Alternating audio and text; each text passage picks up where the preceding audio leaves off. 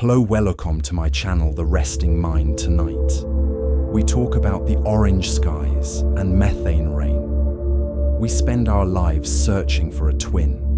We look to the stars for a planet with rain, with rivers, with coastlines and clouds, hoping to find a reflection of our own blue home. But when we finally found it, it wasn't a blue marble warming near a star. It was an orange moon, frozen in the dark. Titan is the only other place in the solar system with a liquid cycle, a world where the chemistry of life waits in a deep, cryogenic sleep. It is Earth, translated into a different chemical language, preserved in a stillness that we can scarcely imagine. This is not a world of danger, but of preservation. A place where the chaotic energy of the early solar system has been captured and held in a suspended state for billions of years. Tonight, we peel back the haze. We will drift through the thick, nitrogen-rich atmosphere, past the dunes of organic sand, and rest by the shores of a silent methane sea. By the end of this journey, you will understand why this frozen orange sphere might just be the most comforting place in the cosmos. For most of human history, Titan was nothing more than a point of light, a silent data point drifting in the shadow of Saturn. When the Dutch astronomer Christian Huygens first spotted it in 1655, he saw only a tiny companion to the ringed giant, a speck of dust caught in the gravity of a king. He could not have known that he was looking at a world larger than the planet Mercury, a moon so substantial that it possesses an atmosphere thicker than our own. It sat there in the telescope lenses of centuries, waiting, wrapped in a blanket of secrecy that no human eye could pierce. This mystery deepened when we finally sent our machines into the void to take a closer look. In 1980, the Voyager 1 spacecraft swept past the Saturnian system, its cameras hungry for details. The mission planners had high hopes for Titan. They expected to see craters, valleys, perhaps even mountains of ice. But as the images streamed back across the billion kilometers of empty space, they revealed something unexpected. They revealed nothing. The moon was a featureless orange sphere, a ball of opaque smog that hid every square inch of the surface. It was as if the moon had pulled a heavy curtain around itself, refusing to share its secrets with our primitive eyes. To the casual observer, this might have seemed like a failure, a journey across the solar system, only to be met by a wall of fog. But to the planetary scientists watching the data, this haze was a revelation. It meant that Titan was not just a dead rock like our own moon. It was complex. The orange fog was composed of tholins, heavy organic molecules formed high in the upper atmosphere, where the sun's ultraviolet light strikes methane and nitrogen molecules, breaking them apart and stitching them back together into long, complex chains. These particles then drift slowly down through the atmosphere like a gentle, eternal snowfall, coating the moon in a layer of hydrocarbons. This haze is not pollution. It is a blanket. It is a protective shell that has kept Titan's surface insulated for 4 billion years, creating a greenhouse effect that warms the moon just enough to allow for a liquid cycle to exist. Without this thick orange atmosphere, Titan would be just another cratered ice ball, frozen solid and exposed to the vacuum. Instead, it is a laboratory of possibility. Imagine standing on the deck of an ancient wooden ship, staring into a fog bank so thick you cannot see the water below you. You know that land is there, somewhere ahead, but you have no map and no visibility. This was the position of humanity for decades. We knew the land was there. We knew, based on the density and the gravity readings, that a solid surface existed beneath the clouds, but we could not see it. We could only speculate about what lay beneath the Tholin rain. Was it a global ocean of liquid methane? Was it a landscape of icy mountains? Or was it something entirely alien, a geography that followed no rules we understood? This uncertainty is what makes Titan so captivating. In a solar system where most worlds are exposed, scarred by asteroids and bleached by radiation, Titan is hidden. It is a world that requires patience. It reminds us that the universe does not give up its secrets easily, and that sometimes the most beautiful things are those that are veiled. The atmosphere of Titan is a physical manifest of deep time, a suspension of particles that have been floating there since before the dinosaurs walked the Earth, creating a twilight that never ends. The pressure at the surface is another clue to the Moon's unique nature. It is 1.5 times that of Earth. If you were to stand on the surface of Titan, you would not need a pressurized spacesuit. You would not need the heavy, bulky armor that astronauts wear on the Moon or Mars. You would only need a warm coat and an oxygen mask. The air would press against you with a firm, comforting weight, similar to the pressure you would feel at the bottom of a swimming pool. It is a hug from the atmosphere, a reminder that this is a place with substance, a place that can hold you. This density changes everything. It changes how sound travels, how light filters through, and how the wind moves. On Earth, the air is thin and frantic. On Titan, the air is thick and slow. It moves with a lethargic grace, carrying the heat from the equator to the poles in a lazy global circulation. This thickness also means that the sky is not black, even in the middle of the day. It is a deep, diffuse amber, a glowing ceiling that scatters the sunlight so thoroughly that there are no hard shadows. On Titan, it is always late afternoon. It is always that quiet, golden hour before sunset, suspended in perpetuity. It is strange to think that such a place exists, orbiting a gas giant nearly 1 billion miles away. We are used to the idea of space as a vacuum, a place of harsh contrasts and deadly radiation. But here, wrapped in its nitrogen cocoon, Titan sits in a state of calm preservation. It is a mirror world, reflecting a distorted, frozen image of what Earth might have looked like before life began. It holds the ingredients in a deep freeze, protecting them, waiting for a spark that may never come, or perhaps waiting for us to arrive and see them. For years, we could only dream of what lay beneath that orange veil. We sent radar signals that bounced off unseen lakes and drifted over invisible dunes. We built models and wrote equations, trying to pierce the fog with mathematics. But there is only one way to truly know a world. You have to go there. You have to descend. You have to drop a machine into the clouds and hope that it survives the plunge. And that is exactly what we did. We built a small disc-shaped probe named Huygens, strapped it to the side of a larger spacecraft, and sent it on a 7-year journey into the dark.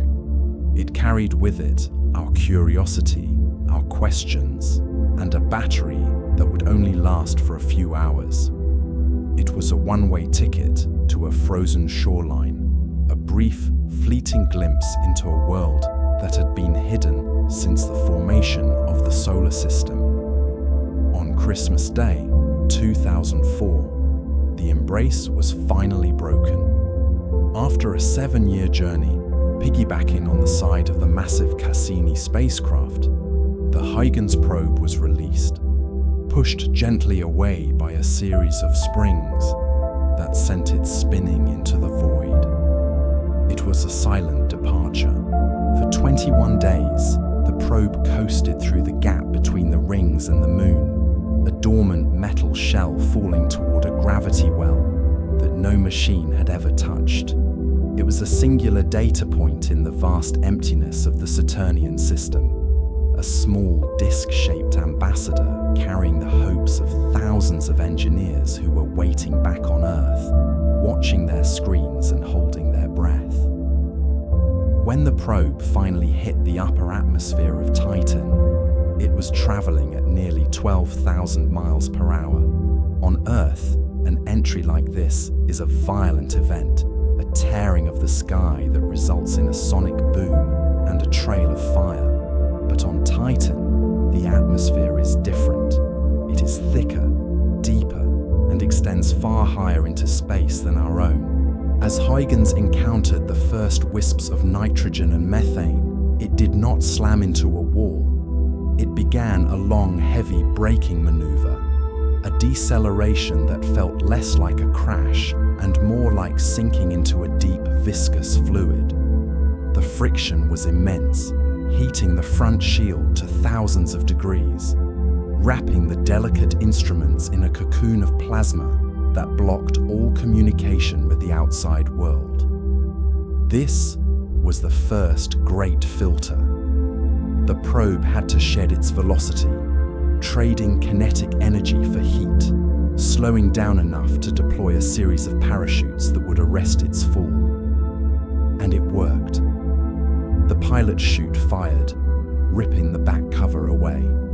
And for the first time, the heat shield fell off, tumbling down into the orange abyss below. The camera, which had been protected behind the heat shield, was finally exposed to the alien air. It began to spin. To maintain stability, the probe was designed to rotate, creating a panoramic view of the world it was descending into. But what it saw was not immediately clear. For the first few minutes of the descent, the camera saw only the haze. It was descending through the tholin layer, that thick, photochemical smog that we discussed earlier. It was like falling through a heavy fog bank on an autumn morning, a uniform glow of amber light that offered no reference points, no horizon, and no sense of scale. The probe was blind, falling through a sky that felt infinite. And then, at an altitude of about 30 kilometers, something remarkable happened. The haze began to clear. The atmosphere, which had been an opaque curtain for 4 billion years, suddenly became transparent.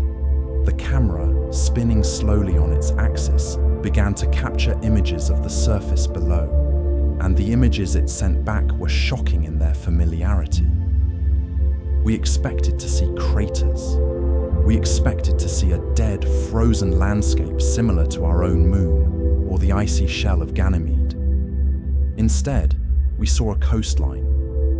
The images revealed a complex network of dark, winding channels cutting through bright, elevated terrain. They looked exactly like river systems on Earth, branching, twisting, and flowing down toward a lower, darker region that looked suspiciously like a sea.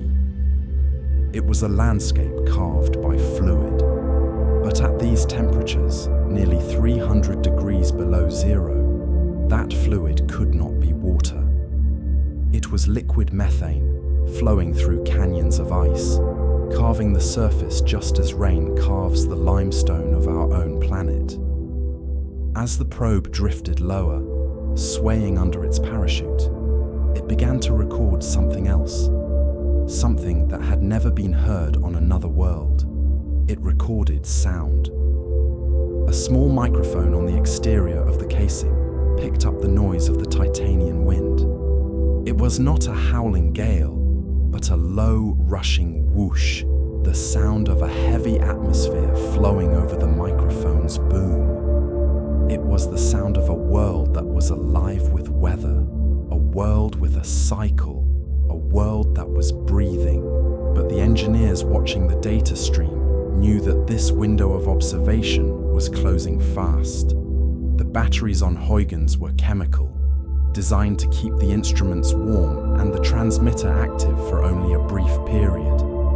The cold of Titan is a relentless force, a thermal drain that seeks to equalize the temperature of anything it touches.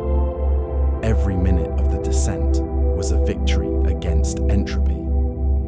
The probe was racing against its own freezing point, snapping pictures, measuring the methane humidity, and sniffing the air with its mass spectrometer, trying to build a complete picture of this mirror world before the power died. The question that had haunted the mission planners for decades was about to be answered. What would happen when it hit the ground?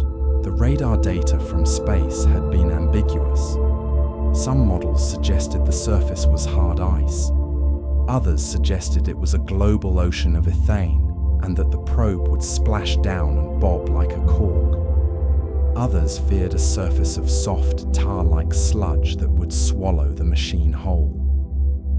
The probe was designed for all of these possibilities, equipped with a flotation device and a penetrometer to measure the hardness of the impact. 2.5 hours after it entered the atmosphere, Huygens struck the surface. It did not splash. It did not crunch. It landed with a dull thud, bouncing slightly before settling. The sensors indicated that the ground was not solid ice, nor was it liquid. It had the consistency of wet sand, or perhaps wet clay. One scientist later described it as having the texture of crème brûlée, a thin, crunchy crust covering a softer, damp material underneath. The probe had landed in a stream bed. It was surrounded by rounded stones, smoothed by the flow of liquid, sitting on a dark, granular surface. And there it sat, a tiny, warm machine on a frozen alien beach, broadcasting its signal up through the clouds to the Cassini spacecraft orbiting high above. For 72 minutes, it continued to send data from the surface. It sent back the first ever image from the surface of a moon in the outer solar system, a view of orange stones under an orange sky, bathed in a dim, diffused light, and then the batteries faded. The transmitter fell silent. The heat dissipated. The probe became just another rock on the surface, a permanent monument to our curiosity, frozen in the dark. But in those few hours, it had changed everything. It had proven that Titan was not just a ball of ice. It was a complex, dynamic world with a surface that was eerily, hauntingly similar to the one we call home. It was a world where the rains fell, the rivers flowed, and the wind blew across the dunes, a shadow of Earth, preserved in the deep freeze of the outer solar system. We spend our lives searching for a twin, a planet with rain, with rivers, with coastlines and clouds. But when we finally found it, it wasn't a blue marble warming near a star. It was an orange moon, frozen in the dark. Most of us grow up believing that the cycle of liquid flowing into the sea is unique to our homeworld, a singular miracle of the inner solar system. Yet orbiting the ringed giant Saturn, almost 1 billion miles away, sits a world that quietly defies this assumption. Titan is the only other place in the known universe with a stable liquid cycle. But it is Earth translated into a different chemical language. Here, the rocks are made of water ice, frozen so hard they act like granite. Here, the rivers are not water, but liquid methane, flowing silently through canyons of frozen smog. It sounds alien, perhaps even hostile to our primitive eyes. But this is not a world of danger. It is a world of preservation. It is a place where the chemistry of life waits in a deep cryogenic sleep, protected by a thick blanket of nitrogen that keeps the surface in a perpetual amber twilight. It is a time capsule holding the secrets of the early solar system in a state of suspended animation. Tonight, we peel back the haze. We will drift through the thick atmosphere, float down the hydrocarbon rivers, and rest on the shores of a silent Black Sea. By the end of this journey, you will see this orange moon not as a strange anomaly, but as a mirror, a frozen echo of what Earth might have been before life began. So, let the gravity of the gas giant hold you as we descend into the comforting darkness of the outer worlds. For centuries, the astronomers of Earth looked up at Saturn and saw a jewel. They saw the rings, vast and bright, casting their shadow across the gas giant. They saw a retinue of icy moons, glittering like diamonds in the dark. But among them, there was one object that refused to shine. It did not glitter. It did not reflect the sun with the sharp, crystalline clarity of its neighbors. Instead, it absorbed the light. It sat in the darkness like a heavy, orange stone, opaque, silent, and impenetrable. This is Titan, and for most of human history, it was a paradox. We knew it was there. We knew, even from the rudimentary calculations of the 17th century, that it was massive. In fact, Titan is larger than the planet Mercury. It is a world that, had it been orbiting the Sun on its own, would have been classified as a planet in its own right. Yet, while we mapped the craters of Mercury and the canyons of Mars, Titan remained a blank spot on our maps. It was a fuzzy orange dot, a sphere of static in a high-definition solar system.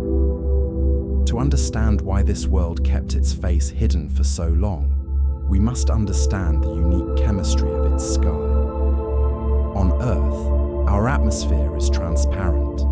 We look up and see the stars. We look down from space and see the continents. But Titan is wrapped in a blanket of nitrogen and methane so thick that it crushes the surface with a pressure 50% higher than what you are feeling right now. But it is not just the pressure that hides the ground. High in the upper atmosphere, sunlight strikes the methane molecules, breaking them apart in a slow, silent chemical reaction that has been occurring for 4 billion years. These broken fragments recombine into complex organic chains called tholins. You can think of tholins as the smog of the outer solar system, but unlike the smog of a city, which is a sign of waste, this haze is a sign of creation. These particles drift slowly downward, layer upon layer, creating a deep orange fog that scatters light in every direction. To the cameras of our early telescopes, and even to the eyes of the first probes we sent into the dark, this haze was a wall. It turned Titan into a featureless sphere, a world without a face. This brings us to one of the most poignant moments in the history of exploration. In 1980, the Voyager 1 spacecraft raced through the Saturnian system. It was a machine built by human hands, sent on a grand tour of the outer planets. Its trajectory was specifically altered, sacrificing a tour of Pluto and Uranus, just to get a close look at this mysterious orange moon. The scientists back on Earth waited with bated breath. They expected to see mountains, craters, perhaps even oceans. But when the images returned, they saw nothing, just a uniform, orange glow. It was as if the moon had pulled a veil over itself. For the geologists waiting for data, it was a moment of profound frustration. But in hindsight, it was a moment of protection. This haze isn't pollution. It is a shield. It is a protective shell that has kept Titan's secrets safe for eons. insulating the surface from the harsh radiation of space and keeping the temperature in a stable, frozen equilibrium. Imagine the early maritime explorers on Earth sailing toward a new continent, but finding it wrapped in a dense, eternal fog bank. They know the land is there. They can hear the change in the wind. They can sense the gravity of the mountains hidden in the mist. But they cannot see the shore. That was where humanity stood with Titan for decades. We were the sailors waiting at the edge of the fog, knowing that a second Earth lay just beyond the veil, but lacking the eyes to see it. It helps astronomers understand the patience required in cosmic exploration. We could not force Titan to reveal itself. We had to wait. We had to build better eyes. We had to design a machine that could not just look at the atmosphere, but touch it. And so, the mystery remained. Titan continued to orbit Saturn, a silent orange sphere drifting through the vacuum, holding its story in reserve. It is a reminder that the universe does not give up its secrets easily. It demands that we go to it. It demands that we cross the billion-mile void and descend into the mist ourselves. That is why, 24 years after Voyager's blind flyby, we returned. We did not just send a camera this time. We sent a diver. We sent the Cassini spacecraft, carrying a small disc-shaped probe named Huygens. Its mission was not to fly past, but to fall, to plunge into that thick orange blanket and see what lay beneath. As Cassini approached, it used radar to peer through the tholins, and for the first time, the fog began to lift. The radar echoes returned a landscape that defied all expectation. It did not look like the cratered wasteland of the moon. It did not look like the dust storms of Mars. The radar painted a picture of a world that looked hauntingly, impossibly familiar. It showed drainage channels. It showed shorelines. It showed vast, flat plains that looked like dried seabeds. The data suggested that this frozen rock, a billion miles from the sun, had a cycle. It had weather. It had fluids moving across its surface. The realization sent a ripple through the scientific community. We had been looking for a twin, a planet with rain, with rivers, with coastlines and clouds. But when we finally found it, it wasn't a blue marble warming near a star. It was here, hidden in the smog. The stage was set for the descent. The Huygens probe was released, a tiny metal ambassador casting itself into the atmosphere of a giant. It was a one-way trip, a final dive into the unknown. And as it hit the upper layers of that nitrogen sky, it began to listen to the wind of a world that had never heard a sound from Earth. To understand the magnitude of this descent, we must look back at the centuries of blindness that preceded it. For generations, astronomers were like maritime explorers, drifting off the coast of a new continent, staring at a dense bank of fog. They knew that land lay just beyond the grey, a world of substance and gravity, but they were unable to see the shore. This was the enduring mystery of Titan. It is a moon of immense scale, larger than the planet Mercury, and substantial enough to hold its own atmosphere. Yet for the entirety of telescopic history, it remained a featureless, fuzzy orange dot.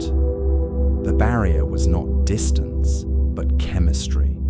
High in the upper atmosphere, a billion miles from the sun, ultraviolet light strikes methane and nitrogen molecules, breaking them apart and fusing them into complex organic chains known as tholins. These particles slowly drift downward, creating a thick photochemical smog that wraps the entire moon in a permanent, opaque envelope. But we must not think of this haze as pollution.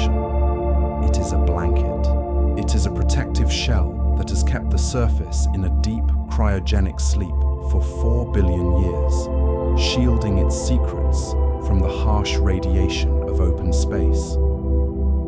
When the Voyager probe swept past the Saturnian system in the 1980s, their cameras were blind to this veil. They sent back images of a smooth orange sphere, revealing nothing of the mountains or seas beneath.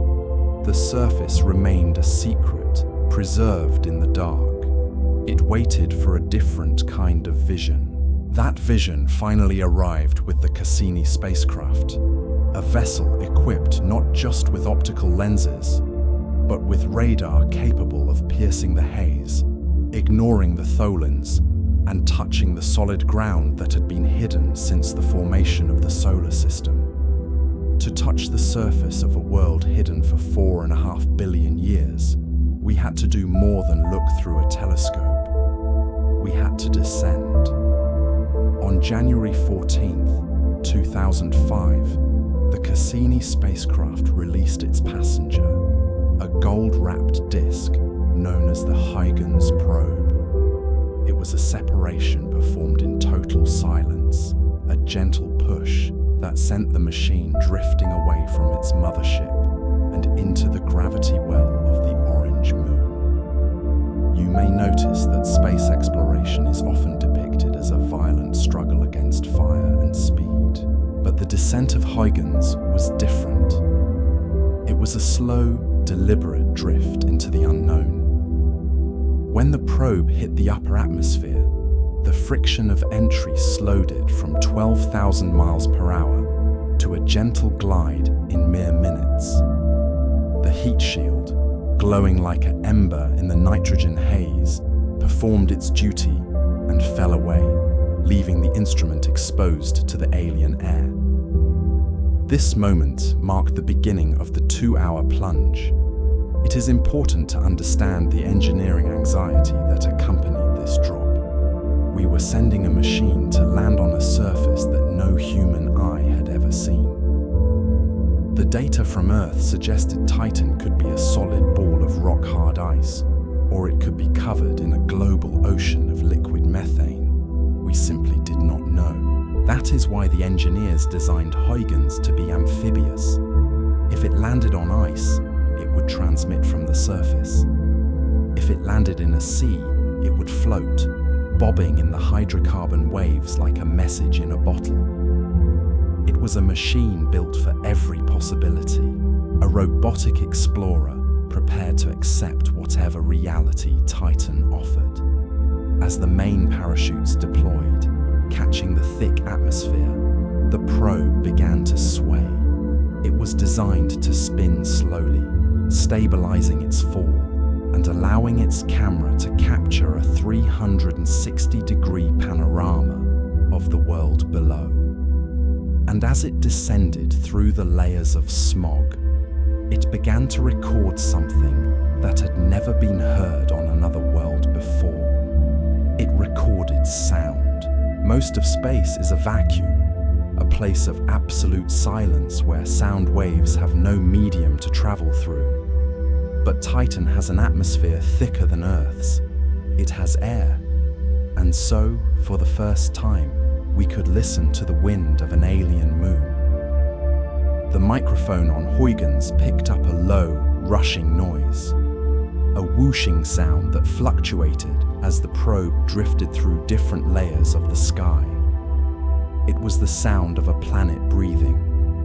It is a reminder that this is not just a dead rock in the void. It is a place with weather, with turbulence, and with a tangible, heavy sky. But time was short. The batteries on Huygens were not nuclear. They were chemical. They had been frozen during the long journey from Earth, and now, in the bitter cold of Titan's atmosphere, minus 290 degrees Fahrenheit, they were draining fast.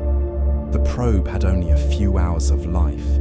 It had to gather its story, encode it into radio waves, and beam it back to Cassini before the cold silenced it forever. As the probe dropped below an altitude of 10 miles, the camera filters finally pierced the last of the haze.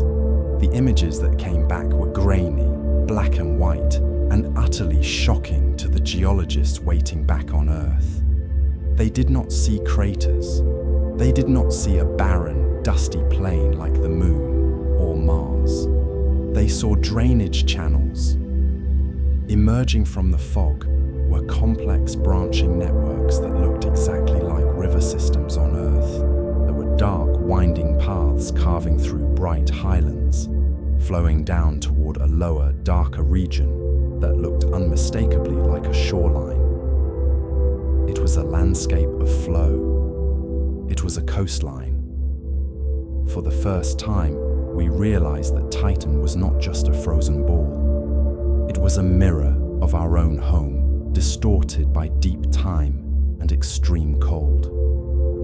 The camera continued to spin, capturing the rivers that were not filled with water, but with liquid methane, flowing down to a sunless sea.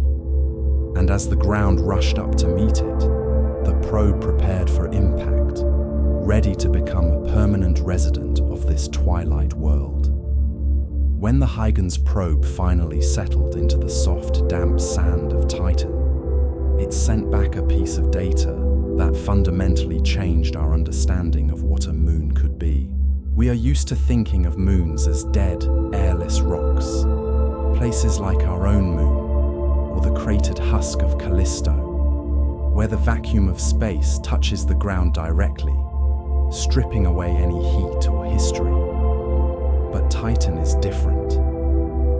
As the probe sat there, listening to the wind, its sensors registered a pressure that was not just substantial, it was heavy.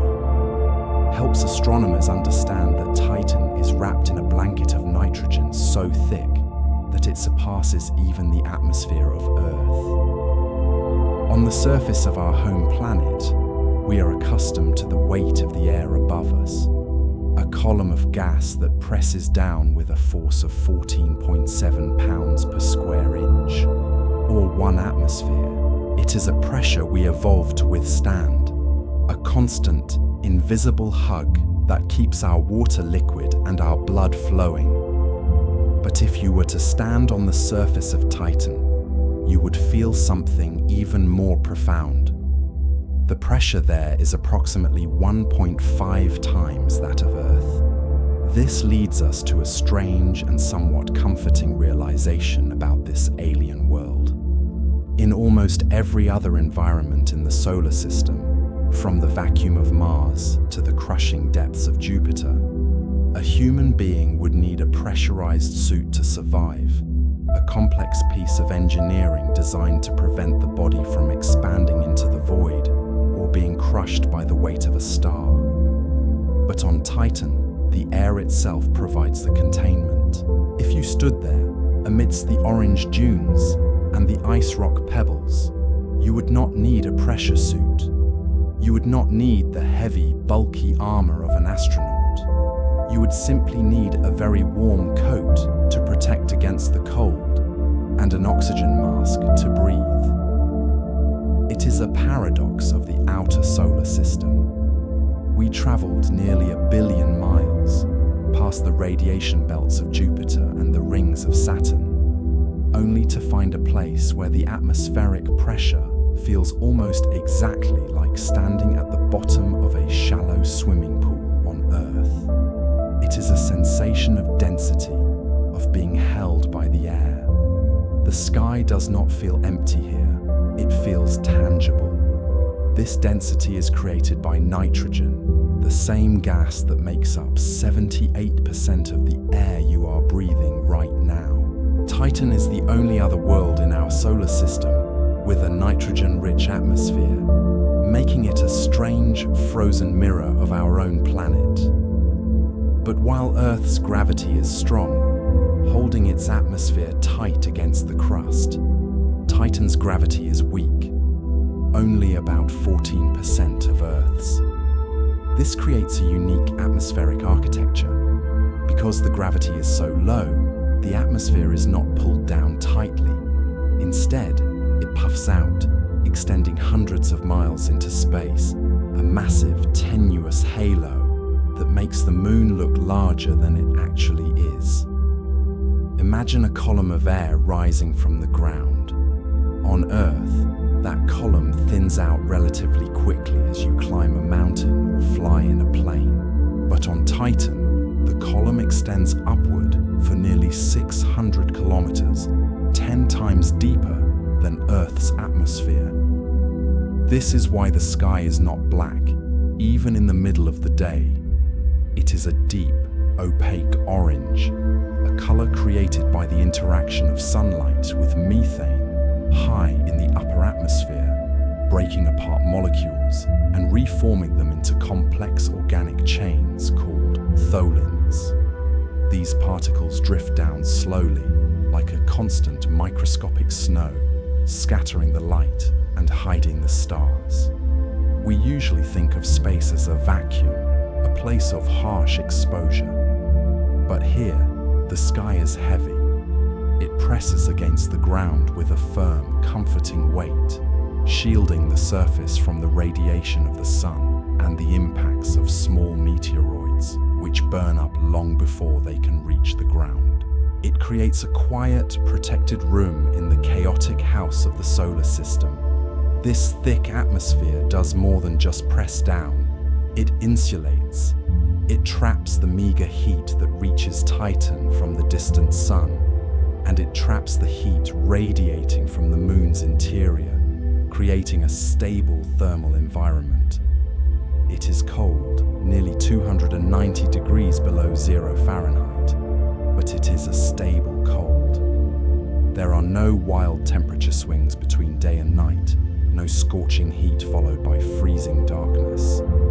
It is a perpetual, frozen twilight, held steady by the mass of the air.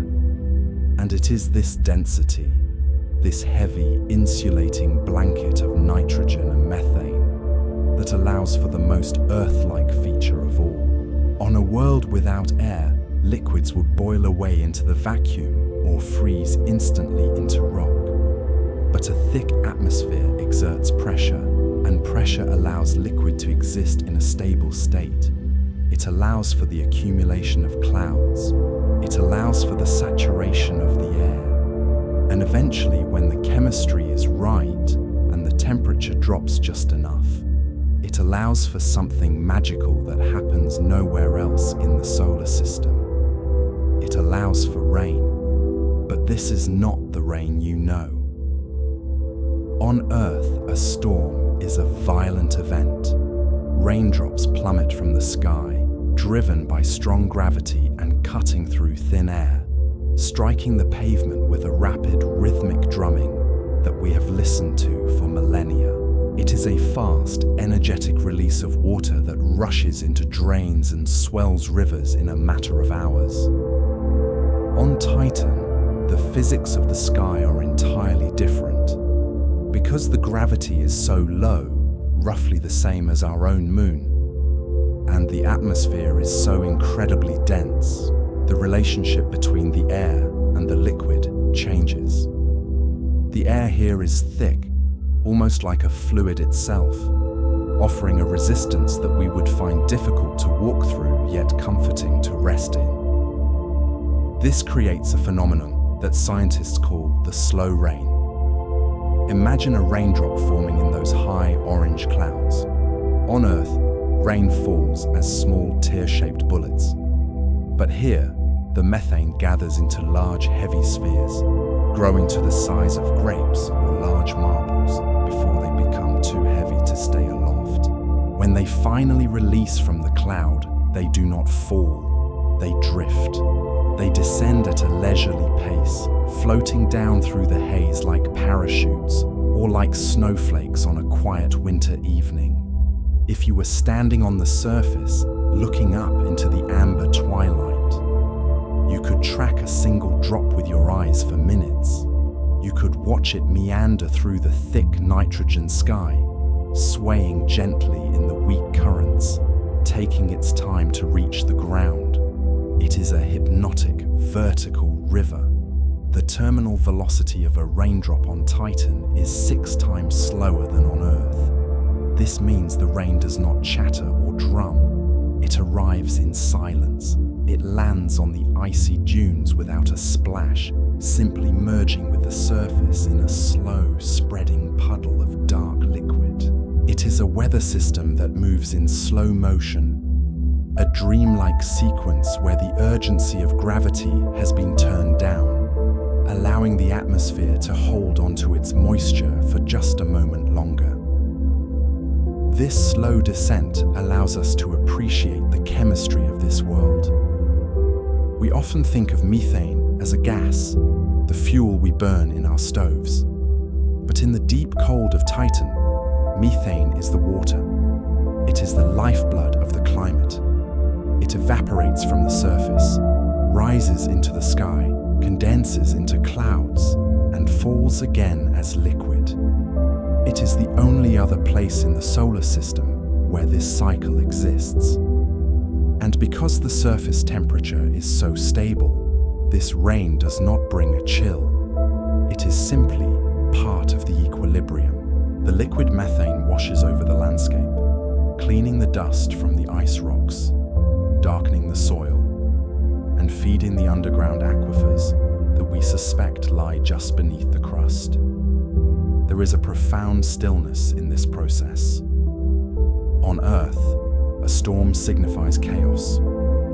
Here, it signifies preservation. The rain falls so slowly that it barely disturbs the sand. It is a gentle accumulation, a soft layering of hydrocarbons that has been building up for billions of years. You may notice that this changes how we visualize the landscape.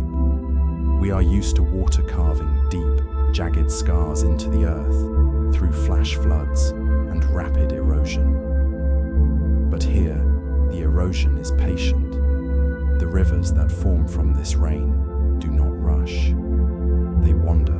They meander across the plains, seeking the lowest point with a lethargic determination, carving smooth, wide channels into the bedrock of water ice.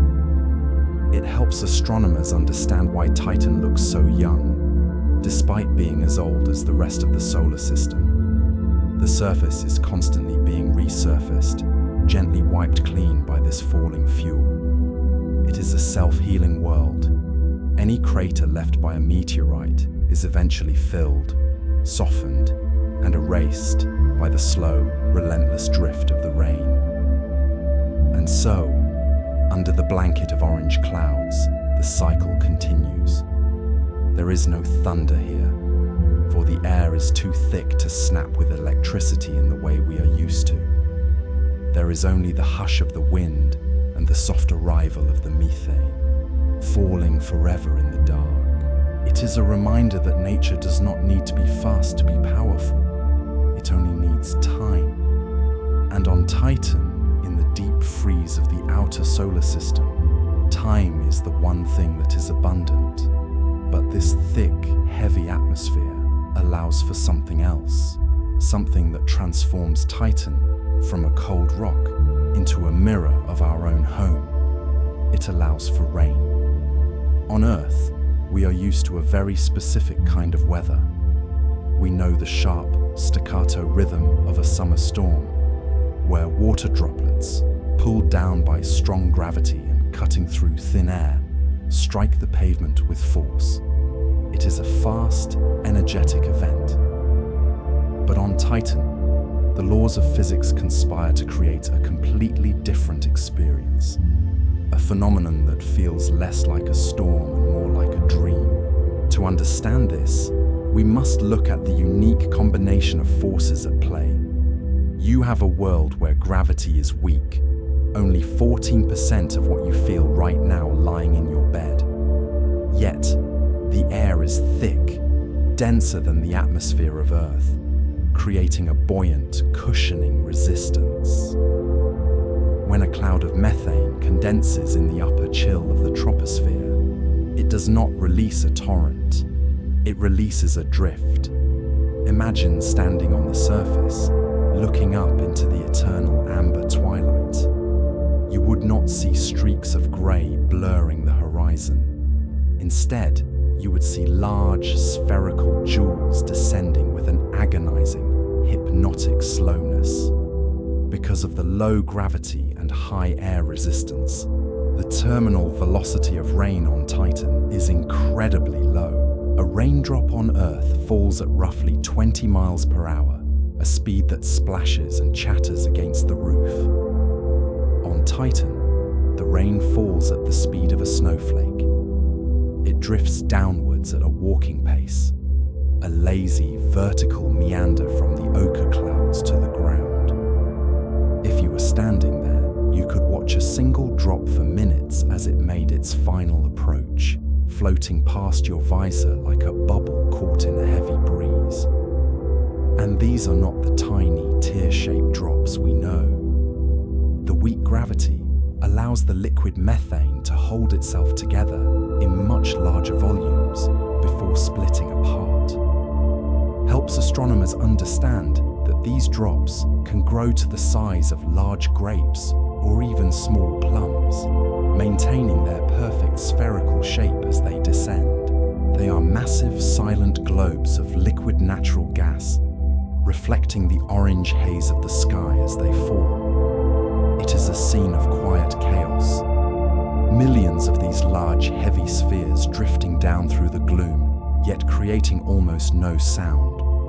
There is no thunder here, for the clouds are rarely charged with the violence of lightning. There is only the soft, rhythmic hush of the wind and the arrival of the methane. When these large drops finally reach the surface, they do not splash in the way we expect. They do not shatter into a fine mist. Because they are falling so slowly, and because liquid methane has a different surface tension than water, they land with a heavy, viscous slump. Imagine dropping a spoonful of oil into a pan. It settles, it spreads, and it ripples outward with a slow, deliberate motion. This is the texture of a Titanian storm. It is a dampening event.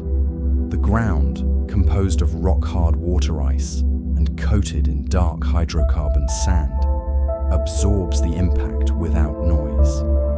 The ripples from each drop spread out like molasses, intersecting with one another in slow motion, turning the dry dune fields into temporary wetlands of alien chemistry. It is a reminder that while the ingredients of the universe may change, the patterns often remain the same. We see the familiar cycle of evaporation, condensation, and precipitation, but it is played at a different tempo. It is a performance slowed down for our benefit, allowing us to witness the mechanics of a weather system that has been operating in the dark for billions of years. As the rain continues to fall, it begins to pool. It finds the low points in the ice, gathering in the valleys and the craters, seeking the path of least resistance. And just as water on Earth seeks the ocean, the methane on Titan seeks the dark, silent seas of the north. The slow rain becomes a slow river, carving its way through the ice, carrying the story of the sky down into the depths of the moon. Strategy. Block audience phrases used. Alien chemistry. The void. Deep time. Viral hooks. Geological inversion. Ice as rock. The silence of the void. Production. Script. As these currents gather strength, they begin to carve through the landscape, creating winding channels that look eerily similar to the meandering curves of the Amazon or the Nile. You may notice that from orbit, these drainage networks appear dendritic, branching out like the veins of a leaf or the capillaries of a lung. But if you were to stand on the banks of these rivers, looking down at the ground beneath your boots, you would notice a fundamental difference in the materials around you. On Earth, the bedrock is made of silicate stone, formed by fire and pressure. Here, the ground is composed of water ice, frozen so hard by the unimaginable cold that it acts like granite. It forms mountains and canyons that are as durable as any rock on our home world, resistant to erosion and capable of standing for billions of years. For the geologists watching, this is a perfect inversion of the natural order we know. The magma of this world is liquid water, the rock is frozen ice, and the lava is a slush of cryovolcanic material. And flowing through this frozen architecture is the river itself, composed not of water, but of liquid natural gas. It flows at temperatures where life as we know it would instantly cease. Yet here, it is the lifeblood of the geology. The fluid moves with a heavy, deliberate grace. It is less viscous than water, yet it appears darker, flowing like liquid obsidian or deep charcoal as it winds through the amber-stained ice. It is also a silent flow. On Earth, a river valley is a place of noise. The rustling of leaves, the call of birds, the splash of fish breaking the surface. But here, there is no biology to interrupt the physics. There is only the low, muffled sound of liquid methane moving over smooth pebbles of frozen water. It is a scene of absolute stillness, a petrochemical cycle that mimics the hydrology of Earth, but strips away the noise, leaving only the pure, silent mechanics of erosion working slowly in the dim light. As we drift away from the polar regions, leaving the silent, polished surfaces of the methane lakes behind, the landscape begins to change. The ground becomes drier, the air feels different, and the geography shifts from the chaotic carving of rivers to something far more ordered and mathematical. We are entering the equatorial belt of Titan, a region known as the Dune Seas. From orbit, these areas look like vast, dark stains spreading across the orange globe, leading early astronomers to believe they were oceans of liquid water. But as we descend closer, the illusion of water vanishes, replaced by an illusion of a different kind. These are not waves of liquid, but waves of solid matter, rising and falling in perfect parallel lines that stretch for hundreds of miles toward the horizon. They are dunes, massive and imposing, standing as tall as 30-story buildings, yet they possess a softness that defies their scale. On Earth, a desert is made of silica, hard, jagged shards of rock, ground down by eons of friction. But here, the sand is not rock at all. It is a soft, dark, organic material, a hydrocarbon soot that has settled out of the hazy atmosphere over billions of years. If you were to reach down and run your hand through a dune in the Shangri-La field, it would not feel gritty or abrasive. It would feel soft, like coffee grounds, or dry, static charged snow. It is a landscape made of the sky itself, a solid precipitate that has fallen gently, grain by grain, to blanket the bedrock in a deep, insulating layer of charcoal-colored dust. It is also a place where the laws of motion feel like a dream, because Titan's gravity is so low, barely 14% of Earth's, and the atmosphere is so thick, the very act of moving across these dunes would feel less like walking and more like floating. You could bound up the face of a 300-foot dune with the effortless grace of an astronaut on the moon, your boots sinking softly into the dark grains, your body settling slowly with each step. There is no rush here. The physics of this world encourage a slow, deliberate pace, a rhythmic bounding that feels closer to swimming than marching. You may notice that these dunes are not chaotic heaps of sand. They are organized. They form long, linear ridges that run parallel to the equator, spaced with a geometric precision that looks almost artificial from above. This is the work of the wind. On Titan, the winds are not the violent gales we see on other worlds. They are slow, heavy, and rare.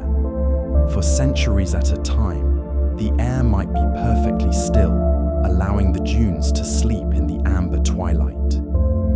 But when the equinox arrives, the thick atmosphere begins to churn, creating a slow, relentless current that combs the surface. Because the air is denser than Earth's, it pushes against the grains with more force, meaning the wind does not need to move fast to move mountains. It simply leans against the dunes, rolling the soft, dark particles over one another, year after year, century after century, until they align into these perfect, endless waves. It is a reminder that in the deep time of the cosmos, patience is a stronger force than violence. The dunes of Shangri-La are not shaped by catastrophe.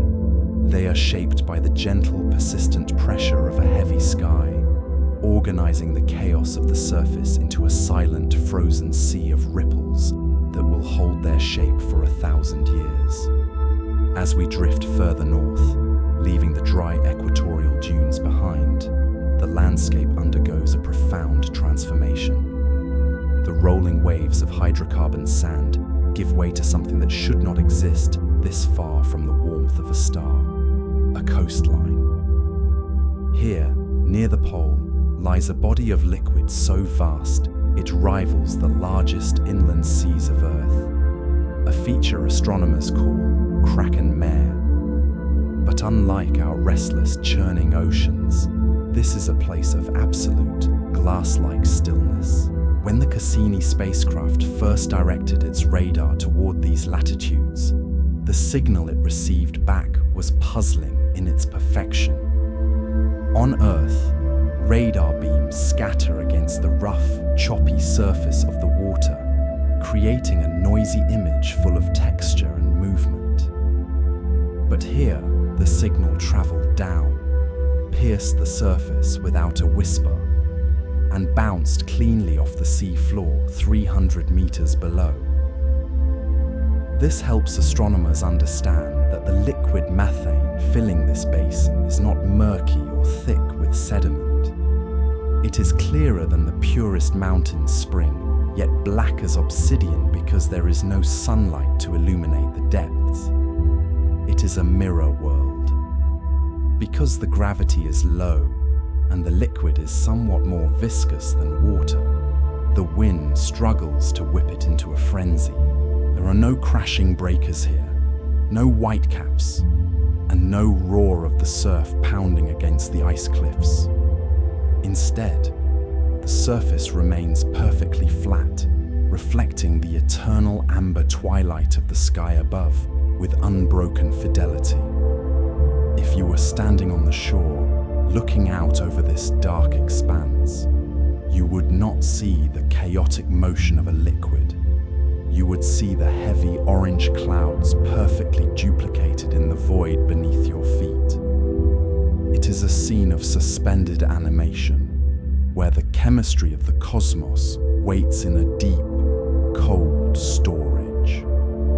The silence here is heavy, pressing against the shoreline, unbroken by the sound of moving water. It is a sea without a tide, a lake without a ripple. As we leave the perfect stillness of the Mirror Lakes, drifting south across the darkened plains, the horizon begins to break. Rising out of the flat, hydrocarbon dunes is a shape that feels familiar to our geological memory, a towering peak known as Sotra-Patara.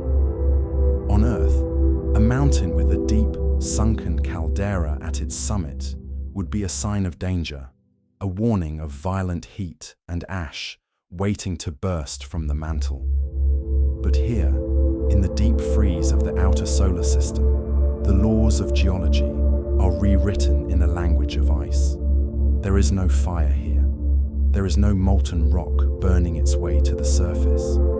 Instead, the heat that drives this world is buried so deep that it can only manifest as a slow, freezing exhalation. This is the domain of the cryovolcano. The magma that rises from the depths is not liquid stone, but a slush of water and ammonia, a thick, viscous paste that is heavier than lava and colder than the Antarctic winter. When it erupts, it does not explode with a roar that shakes the ground.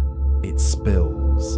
It oozes over the rim of the crater like candle wax cooling on a table, a slow, lethargic river of slush that creeps down the mountainside at a pace that is almost imperceptible to the human eye. If you were to stand at the base of this mountain, watching the flow, you would not see movement. You would see a landscape locked in a state of suspended animation, a quiet chaos where the lava freezes as it moves, building layers of fresh ice over the ancient orange dust. It is a process of planetary respiration that takes millions of years to take a single breath. The mountain is not destroying the landscape, it is healing it, resurfacing the moon with material brought up from the hidden ocean below. This is why the surface of Titan appears so young, despite its age. It is being constantly, slowly repainted by these sleeping giants. And in this amber twilight, the eruption is not a catastrophe, but a silent, creative act. The slush settles, the ammonia evaporates into the heavy clouds, and the water ice hardens into rock, becoming just another part of the frozen, silent stage. It is a reminder that even in the coldest corners of the cosmos, the planet is alive, cycling its elements in a rhythm so slow that it feels like sleep.